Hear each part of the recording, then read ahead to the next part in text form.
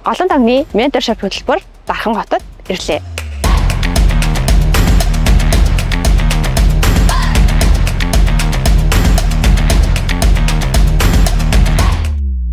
(2025) онд Голомт банкны зүгээс Дархан хотын бизнес эрхлэгч нартай зориулсан бизнес конференц арга хэмжээг зохион байгуулж байсан. Тэгээд энэ арга хэмжээний үеэр маш олон харилцагч нар хотод хэрэгжүүлээд байгаа энэ сургалт хөгжлийн хөтөлбөр бизнес эрхлэгчнүүт зориулсан зөвлөх үйлчилгээнүүдийг Дархан хотын бизнес эрхлэгчид бид бас авмаар байна гэсэн хүсэлтүүд иржсэн.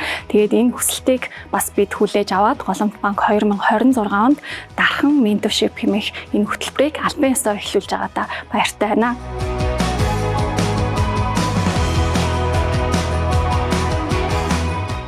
Менежмент өнөөдрийн менторшип хөтөлбөрийн эхний сургалтанд орсонд маш их талархаж байна. Тэгээд дээрээс нь үүнд оролцсныхан буйнангаар одоо нэлээд их юм бодож байна.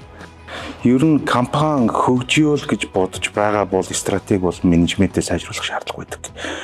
Түүнийг хүн болгон мэддэггүй учраас яг үүний хэрэгцээтэй сургалт болж байна гэж үзэж байна. За энэ менторшип хөтөлбөрт оролцож байгаадаа маш баяртай байна. За энэ хөтөлбөрт бол маш хүлээлт өндөртэй байна. Миний хувьд хүлээлтийг давсан хэмжээний байх болов уу гэж бодогдож байна. Эхний шатны эхний цагийн хичээлдээ сууж үзлээ. Маш өндөр сэгдэлтэй байна.